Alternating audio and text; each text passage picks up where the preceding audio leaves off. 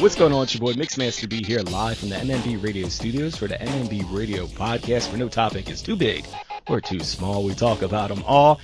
And on today's episode on the podcast, I have a woman who served our country with dignity and honor, and now she's serving it up on the internet. She's an Air Force veteran, the hottest master sergeant on all of the internet, Miss Jamie Croft. Jamie, how are you? Hello there, sir. I'm wonderful, and I'm happy to be here. Thank you for having me. Well, yeah, no problem. Thank you. Thank you for your service.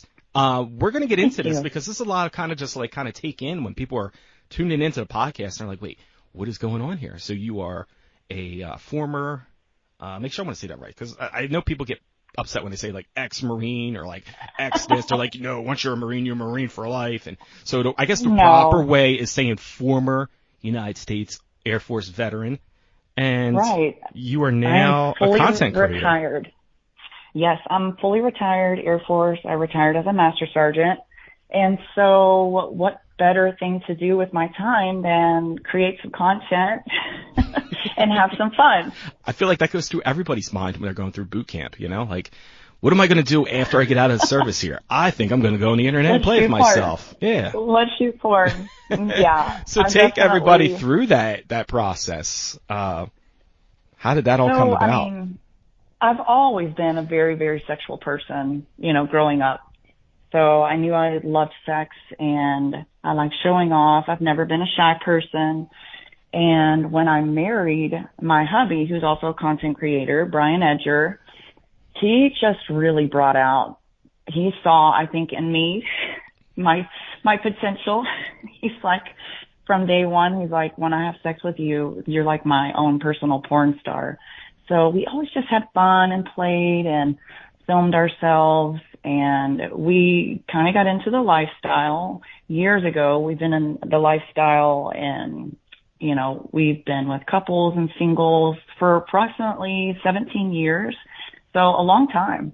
And we just really love everything about it. And honestly, if you asked me back then, if I saw myself in the future doing something like this and putting it out on the internet, I would have said no.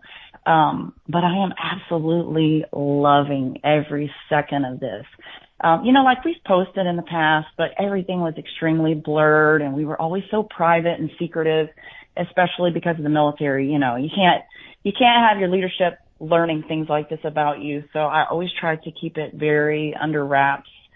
I didn't show my face. It wasn't anything like that. So now fast forward from that secretive mentality and always worried and wanting to make sure that no one knows who you are to now, you know, just in December is when we finally, after a lot of thought, showed his face. So now we're no longer blurring and we're kind of putting ourselves out there. And I've got to tell you, like, it was the most freeing experience. It has been the most freeing experience. And just really saying to myself, like, I don't give a fuck anymore. Mm-hmm. The only people I care about, obviously, are my family. And other than that, I really don't care who knows what I do anymore. And it feels amazing. I'm loving it. Now, take through that process of like when you said you've always been a sexual person, but I mean, obviously when you're in the military, they tell you they're like the government owns you for X amount of time. So were you, and maybe this is all confidential and off the record and can't say or can say, but like, were these thoughts of like doing this type of stuff going on while you were in the service, or was this something you just kind of decided on doing after you fully retired? This was something that we thought about doing after I fully retired. Okay. So like I said, yeah, I mean, we kind of knew OnlyFans has not been around for very long, and we joke about it. We used to joke about it and things like that, but I think both of us, maybe in the back of our heads and just not realizing yet what it was all about, you know, could potentially make that happen. But yeah, as soon as we retired fully, I think our mindset just kind of changed, and we are so sick of, yeah, I mean, you kind of said it. They do own you. Absolutely. Everything that you do on and off duty, you have to constantly make sure that you're following within regulations and guidelines, policies of the military, because you can get in some serious trouble with some very simple things that you'd never even think of. So it is a complete and utter change of mindset, like after retirement. Now, being in the military, do you have any kind of perks or benefits or anything that you get from now being retired that you were putting into jeopardy by doing something like this? No, not at all. Okay. I'm fully retired, so is he. Nothing that we're doing right now is or could affect anything with our retirement. Now, it could have So when you were in the that's service. a plus. Like, obviously, you couldn't be doing this stuff while you were still, enlisted. Right. Yeah. I mean, I don't think so. No. And you see it a lot now, especially like right during the height of the pandemic. A lot of people are starting to jump on OnlyFans, and people were, starting to do their own content creating while they're doing, side jobs and everything, because, work was scarce at the time. People, of course. if you weren't an essential worker and doing something that you needed to be out there, you were trying to make ends meet, and there were people that were, doing webcam shows and everything. And then you see these stories start popping up on the news, on Good Morning America and all these things. Waitress gets fired from her job. Nurse gets fired from her job because she's shooting content. So having been retired, it's a little bit easier, but, were you obviously did some soul searching on this, thought about it. What were some of the thoughts that went through your head? Like, is this going to affect me? Because once it's on the internet, it's permanent. For a lot of people, I think two things cross your mind whenever you're doing something like this, especially if you have another job. There's obviously going to be a worry that your employer is going to fire you, and it happens all the time. Like you said, the news stories are out there, and it is kind of crappy, but that was not a worry of mine, so that was an easy elimination and something that we didn't even have to think about. And then the other thing I think that people consider, I'm sure, is family. What are my family, friends, people in my life going to think about this when they find out, if they find out? For that, my close-knit family, I am a mother, so that was my first concern. We actually had to sit down in a conversation with them, and I'm just going to talk briefly. I'm not going to get into any details, but once that part of the equation was no longer a worry for Brian and I, we were full throttle. We're like, all right, let's do this. Anyone else, we'll cross that bridge when it comes to, and we have. And everyone surprisingly and amazingly has been so supportive. We've had friends that are like, just do you, like, do what makes you happy and live your life. And that's kind of what we're doing. And you see that a lot now with a lot of different things that people are doing. I feel like we're getting to a point in time and society where people are allowed to just kind of express themselves and do things in different ways and just be their open selves without criticism. Whereas 25 years ago, it would have been, so taboo. Yeah. So now more people are becoming more, there's still those people out there that are still, of course, kind of behind the curve that, have the old school mentality of how things are supposed to be. And my thought process on it always been is that you live your life the way you see it fit. If it's not affecting me directly, then who am I to push my agenda or my morals or whatever, or my narrative on how you should live your life? So that's how I've always been. Yeah. Now, have you had anybody like try to, use different methods to kind of scare you straight? We know all the different methods out there. A lot of people use the religion route. A lot of people, start, going different routes. So what's some of the backlash you had, if any? Honestly, someone that's in our life that is one of probably the kindest, sweetest human beings, who's also very, very, very religious, and those ethics and morals are huge in their life and the way that they live, said it perfectly. If I am a true man of God, then I do not judge you or shame you. I accept you, and I will never treat you any differently. And that's pretty much how that conversation went. And I was like, that's amazing. And that's not been the first time that that's been said to us. So it feels pretty fucking great, to be honest with you, that there are some genuine people who are extremely religious, but do it in the way that it's meant to be, which is no judgment, no stones cast. You are who you are. I am who I am. And there's only going to be love. So I appreciate it. We appreciated it. I always tell people, I said, even with like topics of like same-sex marriage, and I say, listen, if you want to marry a fucking tree, you marry that tree and you have as many branches and leaves on that tree as you want. As long as it doesn't mean I got to pay more taxes or anything, I don't care if you're humping that tree all day. Hump the hell out of that tree. You do you, boo. You know what I mean? Like it's not gonna affect me in any way. Exactly. And at the end of the day, they don't pay our bills. They're not in my immediate life. We're living our lives. We're good people. We're good human beings. We pay our taxes. We take care of our kids. We're still the same people, and this is just something extra that we like to do. And it's good that you had that deep thought conversation with your husband about it, because I mention this a lot on a lot of podcasts, is that a lot of people do things and get into things for all the wrong reasons, or they don't do their research, or they don't they don't really put the thought process into the ramifications of what could happen.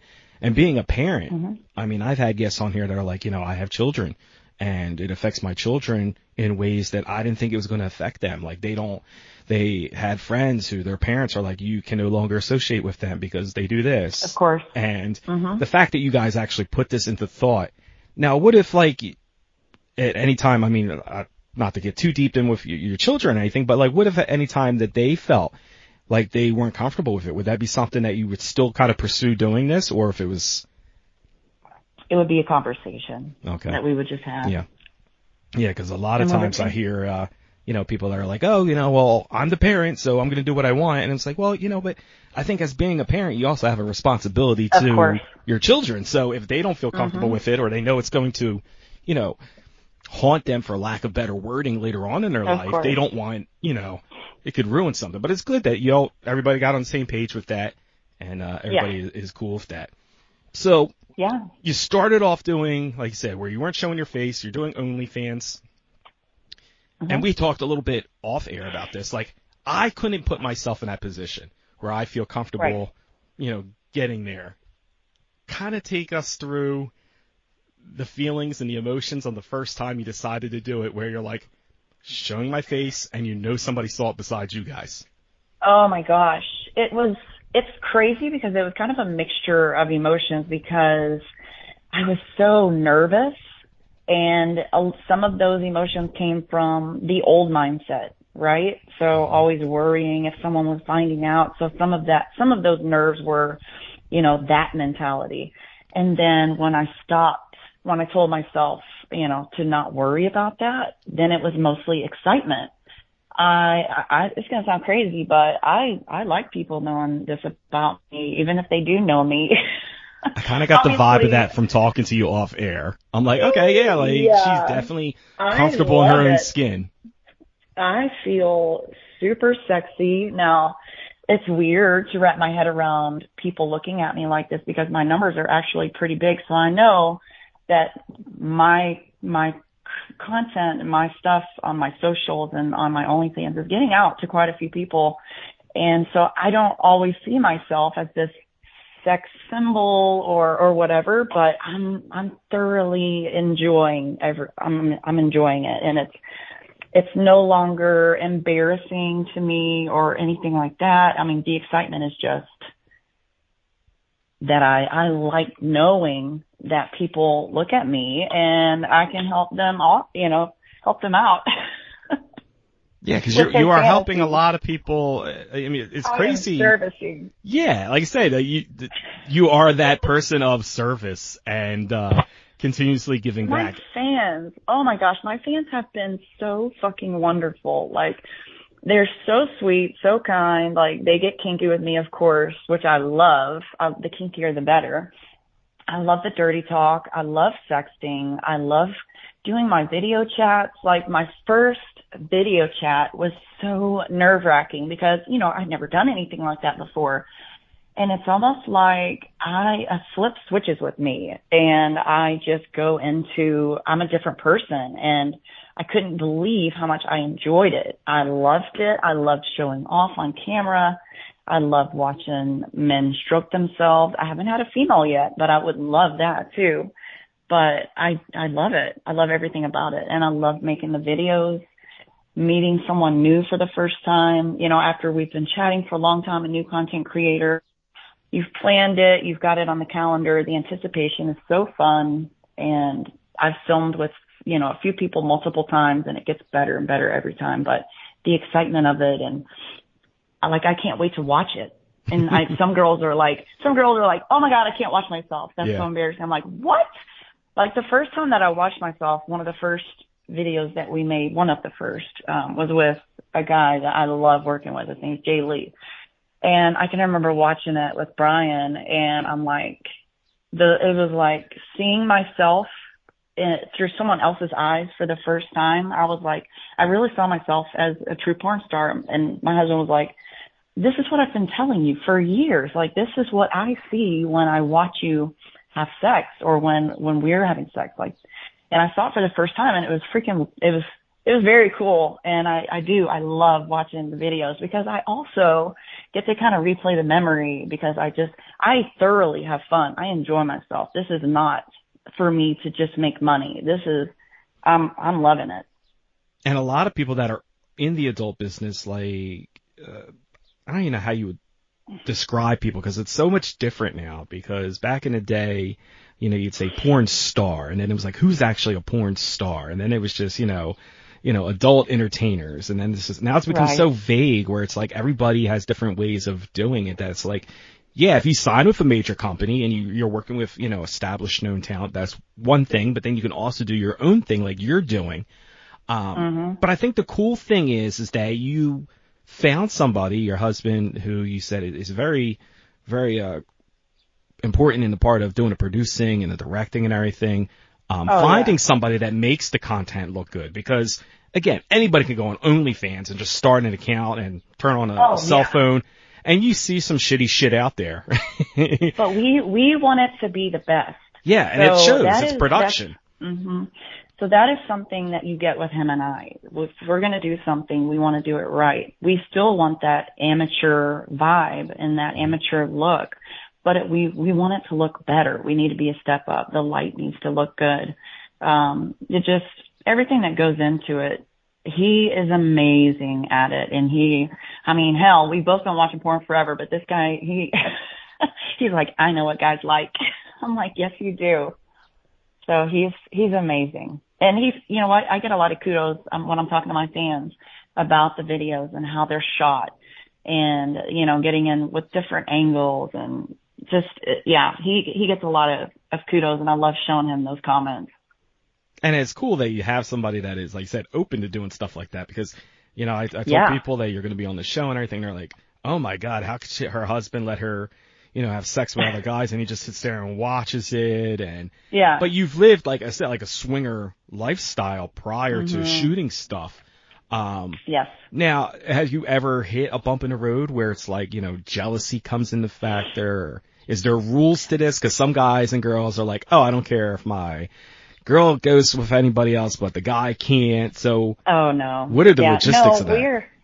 We're well past that. I mean, like I said, we've been in the lifestyle for about 17 years. So with every couple, I think when they're getting into the lifestyle, or, experimenting with maybe bringing an additional person into their sex life, there's obviously going to be some bumps and some things that you figure out along the way.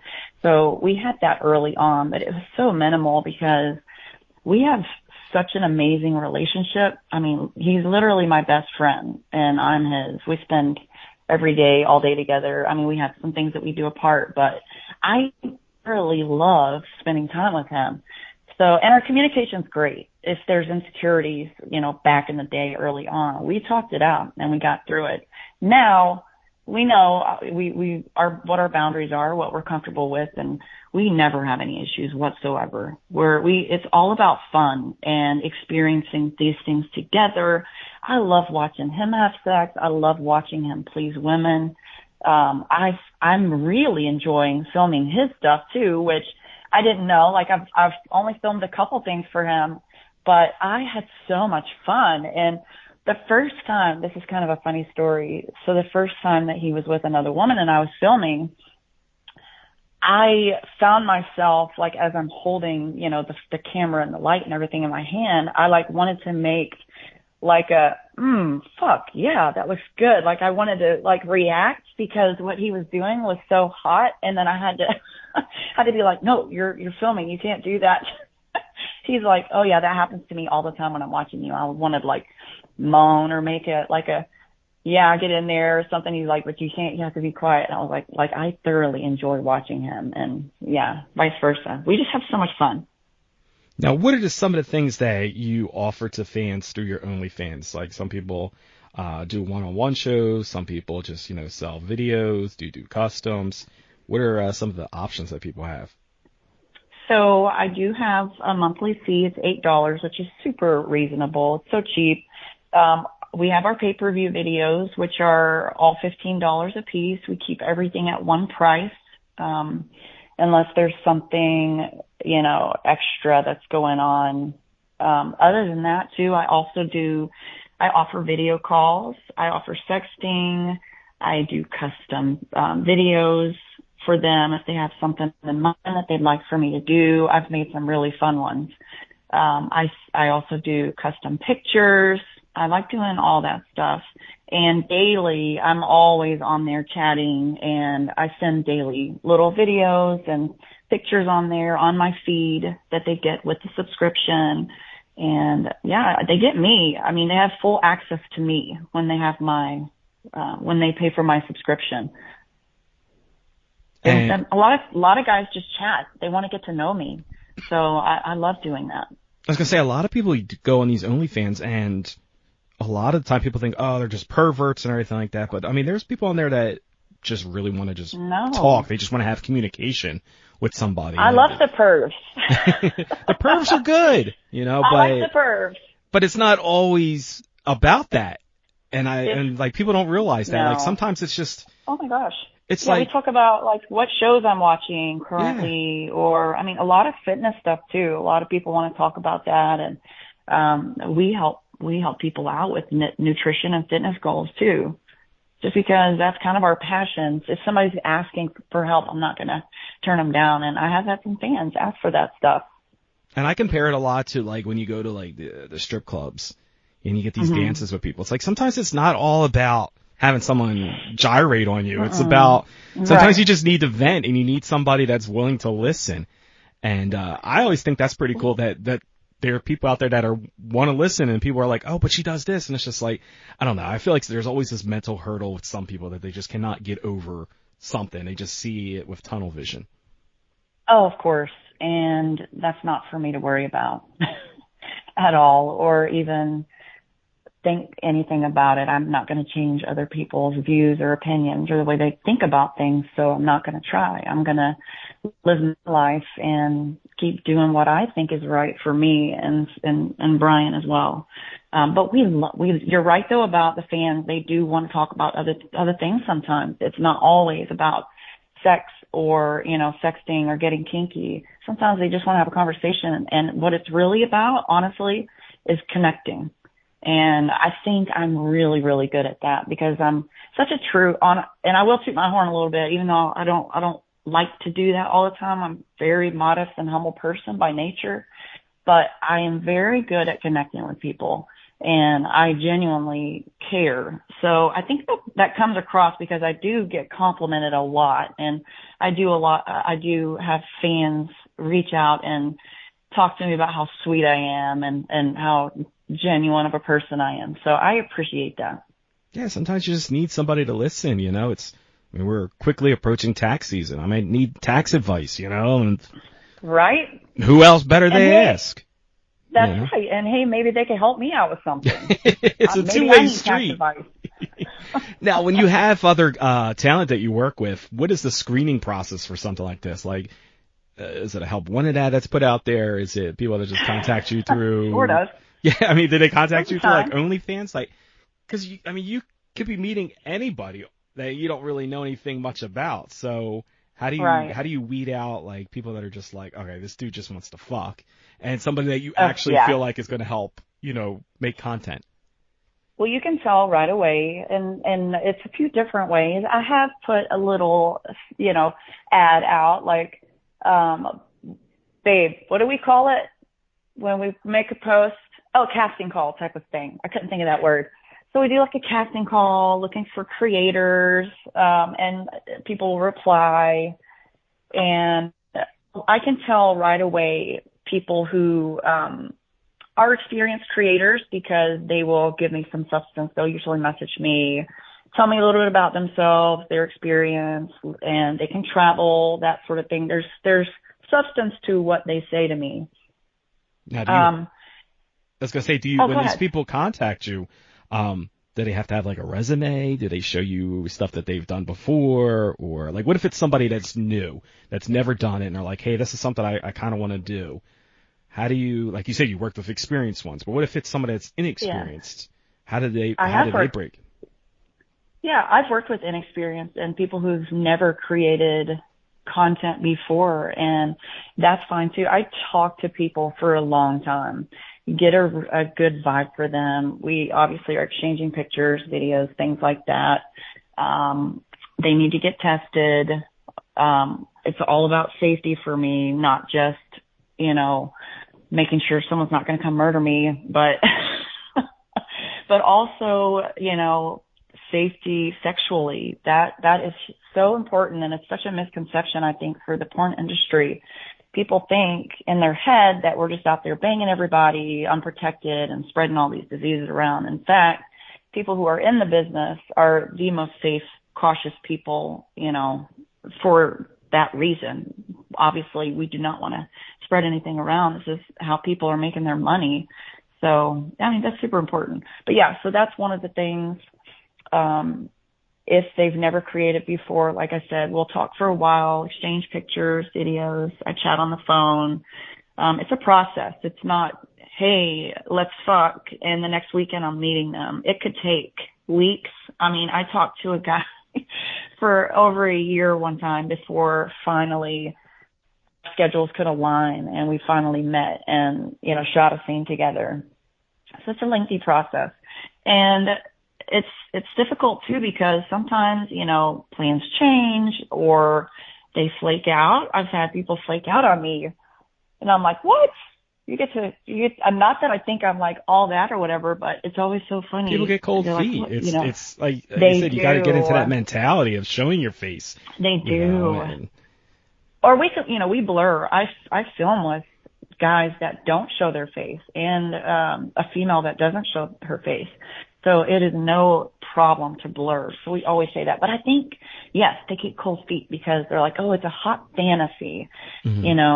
I'm going to fuck a MILF or whatever their kink is or whatever. So they get that in their head. And then when it comes down to it, instead of just being open about it with me, which they should, because I'm totally understanding, and I would absolutely understand if they said, I know it's the day of, I know you already got the hotel room or whatever it is, or Airbnb or whatever, but I just really have cold feet. I would so understand that. But then they just ghost, and I'm like, what the hell? So it can be tough. That's why a lot of times I'm learning as we go with this, because we've been doing this now for about 11 months. And what I'm learning is we try to steer clear of anyone who isn't a little bit experienced, because that is going to reduce the chance of somebody, kind of flaking on me or getting nervous. So if I shoot with somebody that has a little bit more experience, that seems to be a little bit better. Now, with these talent that they come on and everything, do you have like a no list of things that you will not do? You're pretty open. You've admitted and pretty much put it out there. You have been living this lifestyle for 17 years. But what are some of the things that you will not do on camera? And has anybody approached you with something you're like, yeah, we're not doing that? I'm pretty open to a lot. Obviously, I don't want to do anything that's bathroom related.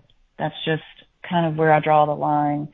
And I love for a man or woman I like to be rough. Nothing that's ever going to mark me. So I don't think I would ever be okay with that. We haven't done anal yet. I have not done anal yet, but I'm trying to work on that, and we're training that. That's something that I'm hoping that maybe I can film with someone and do an anal scene this year. So we'll see how that goes. As far as other things that I'm not into, haven't had anyone approach me with anything too crazy yet, so I don't know, other than what I just mentioned. I feel like I opened Pandora's box now. You're going to get all these weird requests. Listen. And also, also, when you think about it, you have no idea. Like, there's so many, like, different kinks out there. There is. I wouldn't even know where to begin. There really is. There's Yeah, different things for different sexually, people.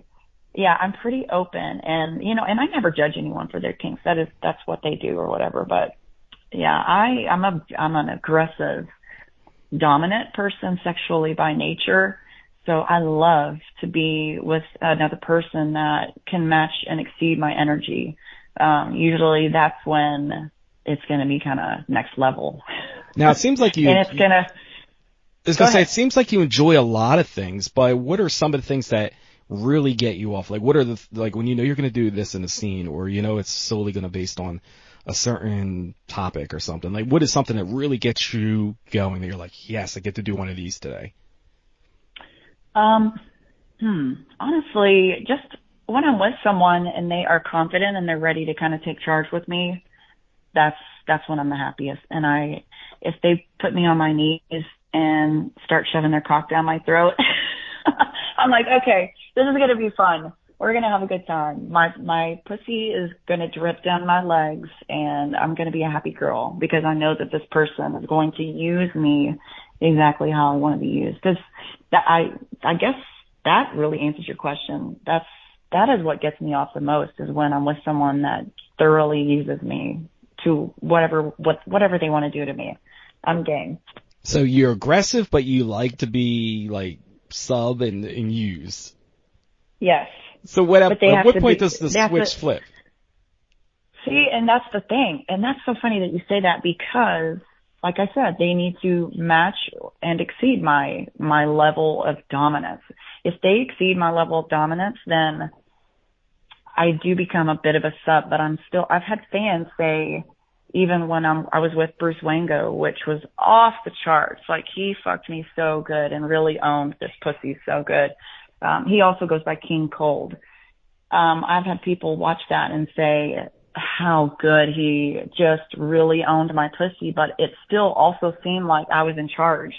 So it's just funny. You have to really kind of watch to see how I pull that off. Now, are there certain positions that work better for you? Because some people, although it is sex and they're enjoying it and everything, I mean, there are people out there that are like, hey, there is a form of, acting to an extent to it. Is there positions that you prefer over other ones? I love doggy style. I love to be bent over. I love my ass smacked and my ass grabbed. And to me, that is them really taking ownership of me. So I think that's why I like that position so much. But I also really love to ride, because I get to be in control. I get to let them know that I'm also owning them, and I get to just kind of be an animal. And I usually squirt when I'm riding, especially if it's a nice big cock.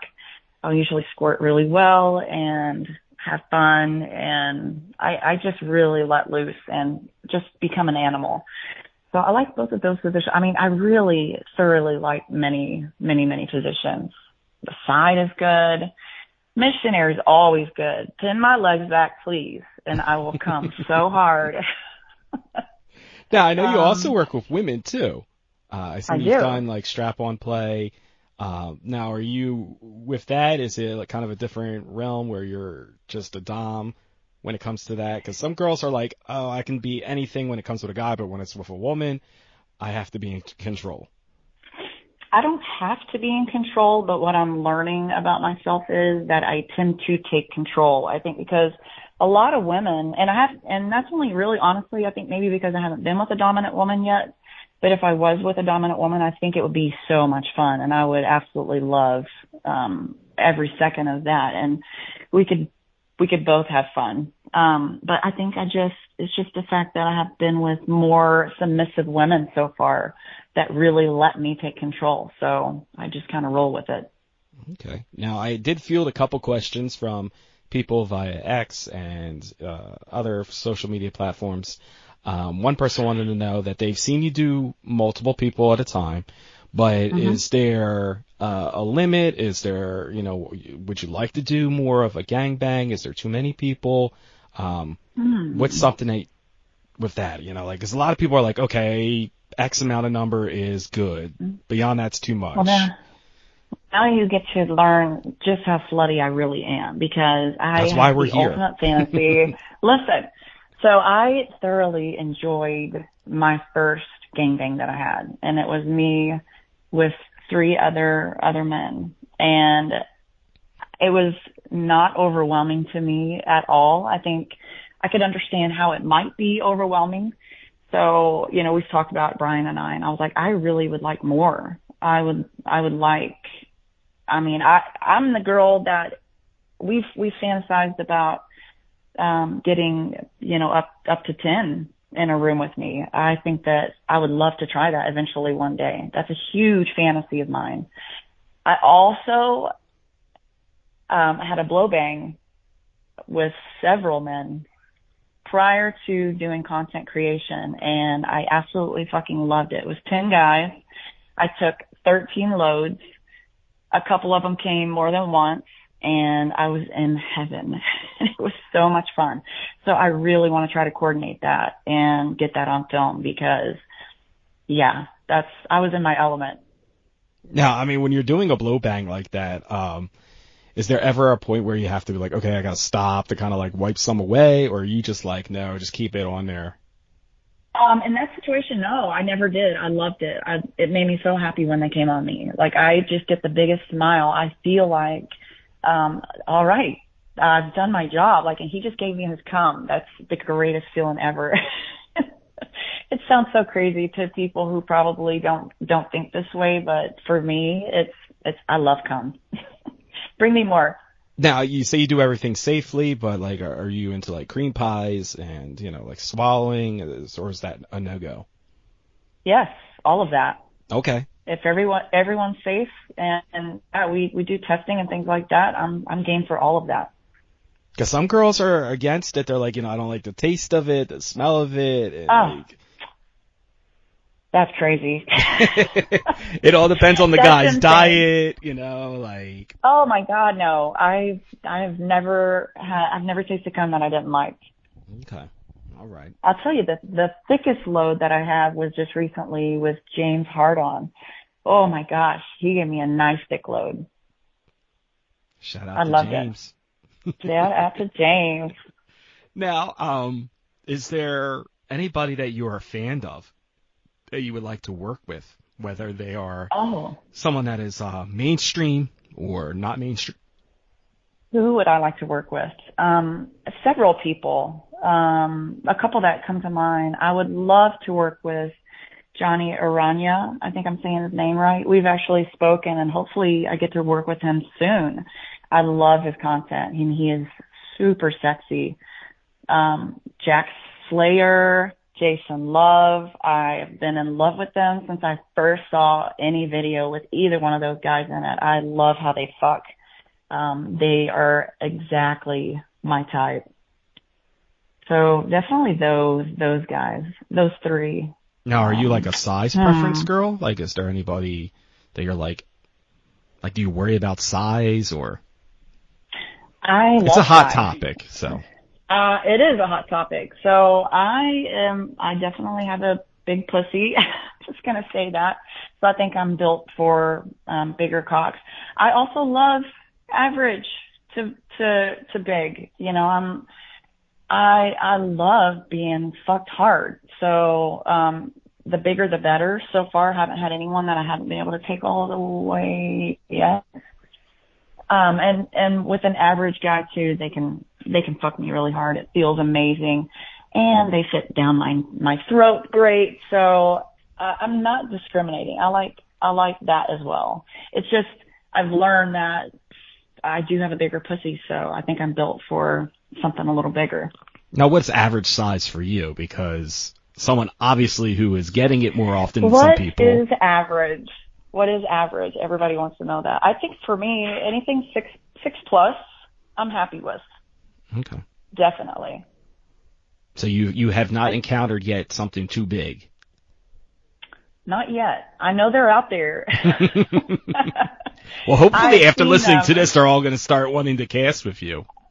I kind of hope they do. I love a challenge. I just, and I have some monster toys that I play with. I don't know if you saw any of that on my page. I have a lot of fans that want me to do more of that. I don't want to do too much. I don't want to wreck myself, but I do thoroughly enjoy riding. I have a John Thomas toy that is, it's an XL Predator, and I don't remember how big that thing is. Anything that's called an XL Predator, it makes you. It's an XL Predator. It's real. Listen, that's all you need to know. And, you can go to my profile. You'll see exactly how big it is. I mean, it's gigantic. Obviously, I cannot get that whole thing in, and it's very thick. But I think that's what I love. I like the thickness, and I like the challenge. I also have a horse cock dildo that a fan bought me that I thoroughly loved, and that's also on my page. But yeah, I like to stretch. Now, is there female talent that you want to work with? I mean, obviously you've been, like I said, a little bit more dominant, because you haven't found that dominant woman yet, but are there, female talent that you watch on a regular? You're like, man, I would love to work with her.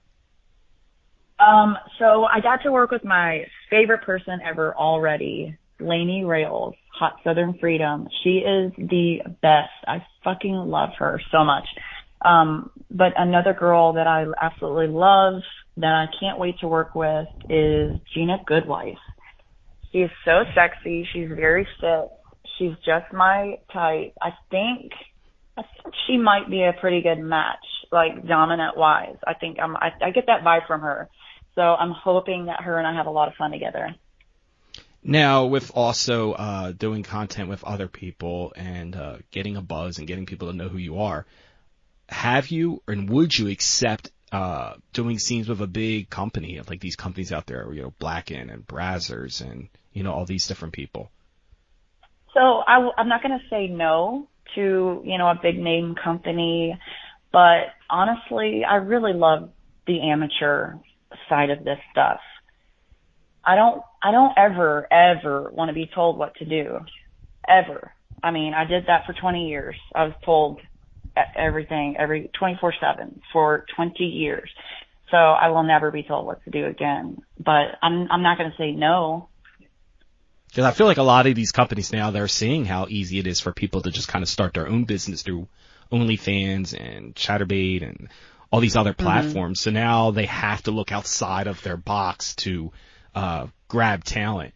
So it's just interesting to see where your mindset was with that, because a lot of people have that mindset where they're like, no, I like being independent. I kind of like doing my own thing.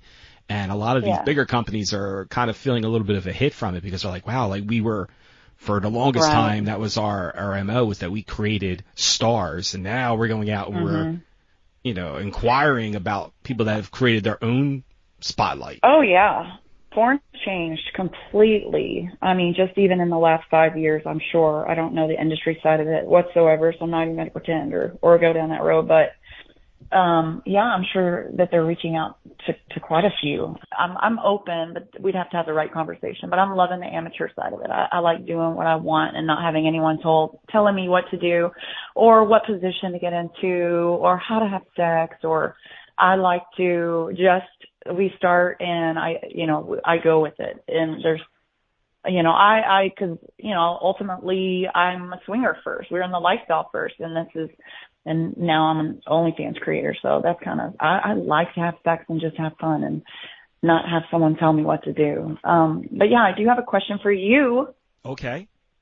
I'm an open book. Are you at all hard right now, or at any point in this conversation have you been hard?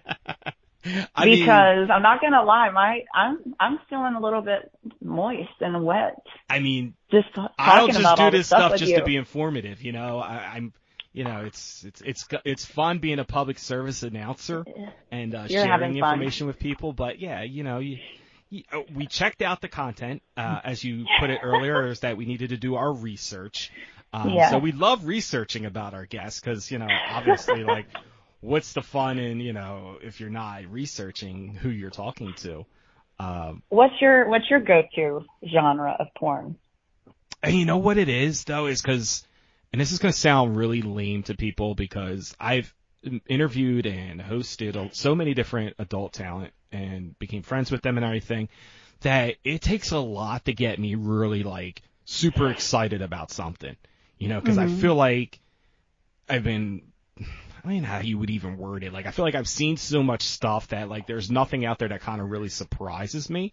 So for people out there. You're a little desensitized. Yeah, exactly. You know, it's like, I feel like it's like Clockwork Orange or something. Like, I need somebody to just kind of just put, like, eye drops in my eyes or something. And, you know, like, I've been desensitized to ultra violence. Like, I've been desensitized, you know, to ultra porn. And for some people, like I said, they need that shock value. Yeah. I feel like, for me personally, I like to hear it. Like, I know there was, like, we were talking a little bit too. I was like, oh, I need to hear, the sounds of it, because for me, it's like, it's interesting when you see somebody that's actually enjoying it. Like, I know there's that blurred line between what is acting and what is real. And sometimes it could be kind of like, okay, yeah, like, obviously that person is just so, like, horrible at acting that can turn you off. But, like, I always enjoy watching it. So it's not even so much a genre, it's just a preference. I enjoy when I'm seeing somebody and they actually are genuinely enjoying it. Like, this is not just a job. This is not just I'm doing this for money, like you said. Like, I agree. That's all extra perks. Like, that's cool. Like, I'm getting paid for this. Like, I'm getting paid, you know, people want to see this, or I'm told to do this type of scene. But, like, when you can kind of tell, like, people that have watched enough of it. Yeah, you can tell. Oh, yeah, you can absolutely tell if something's real and there's passion and there's lust and all of that stuff that you want to capture in your porn. You can tell if it's fake or not. Yeah. I think so. Yeah, so definitely that's something that I enjoy, when you can kind of see, like, where it's like, okay, they're totally in the zone, like, to the point where it's like you almost forget that there are cameras recording. Oh, no, that happens. Actually, I've got another scene that will be coming out. I'm not sure when we're going to release it yet, but it's going to be the third video with Jay Lee. Okay. Sorry.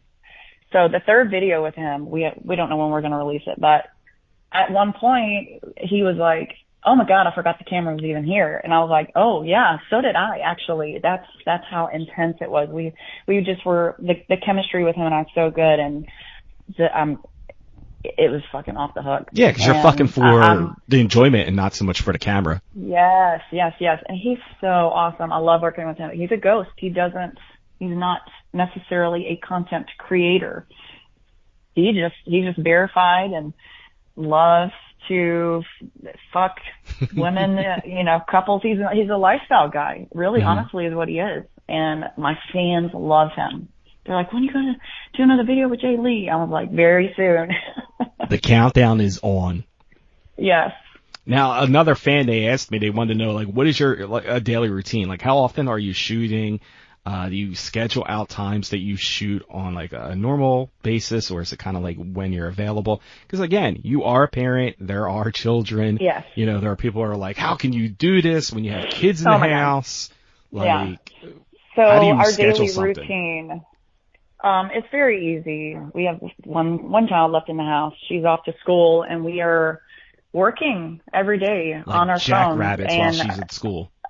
Oh, listen, after retirement, and I'm not stressed and tired because I've worked 8, 10, 12 hours, and he's not stressed, tired.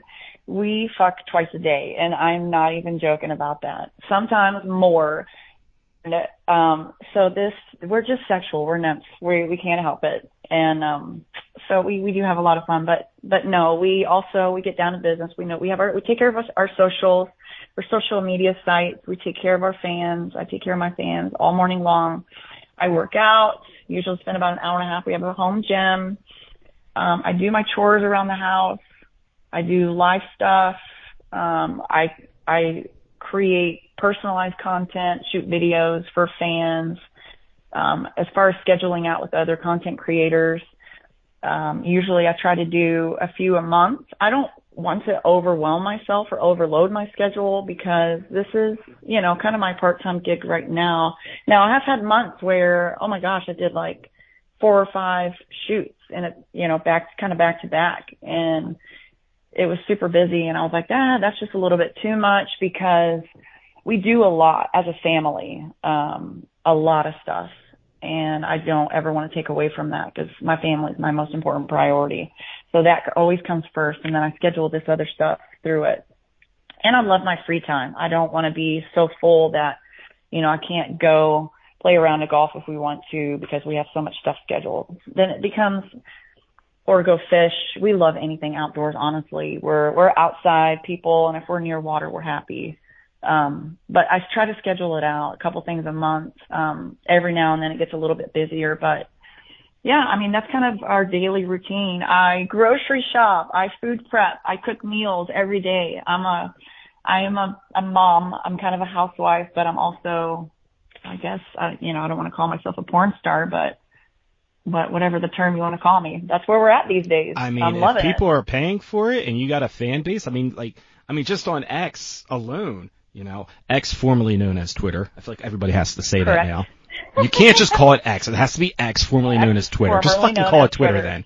We're talking about friends, yeah. Yeah, exactly, But I mean, just on there alone, 83,000 people, me included. Like, that's a lot of people.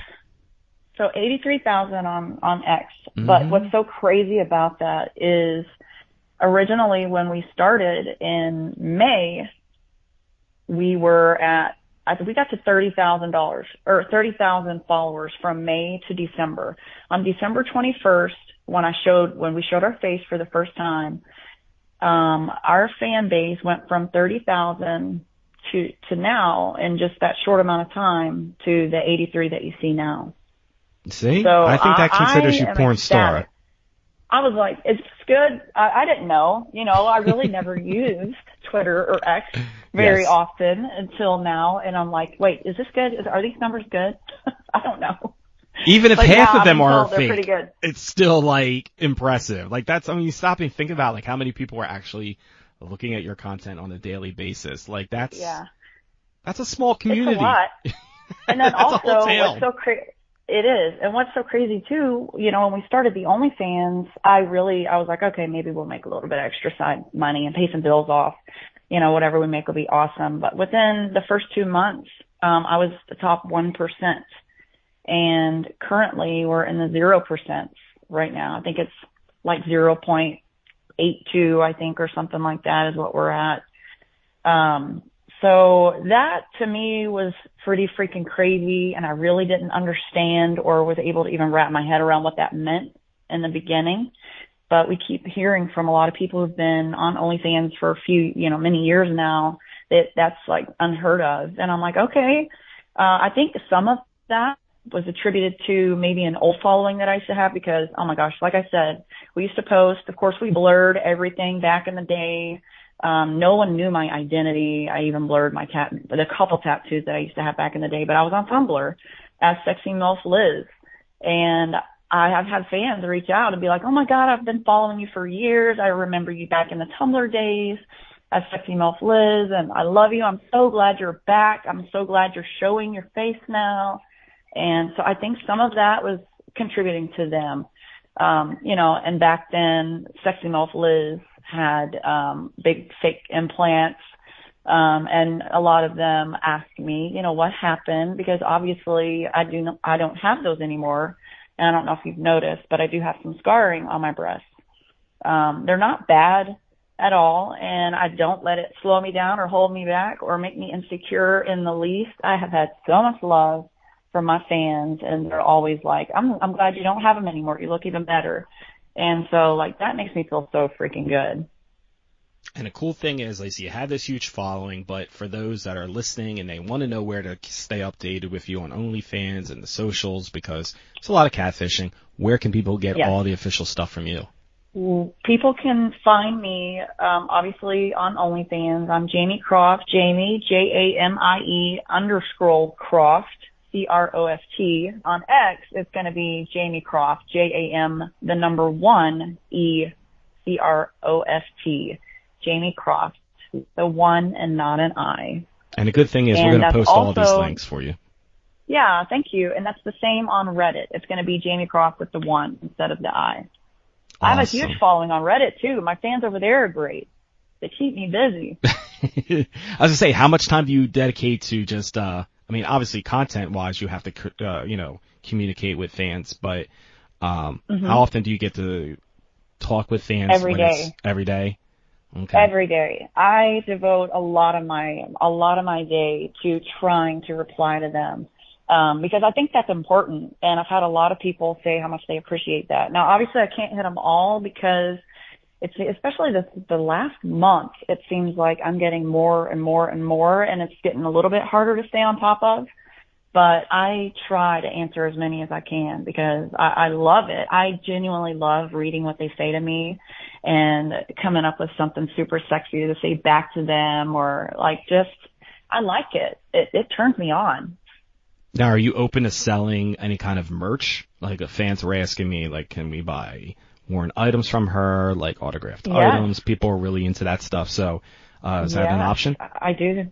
I sell used panties. I've sold used socks.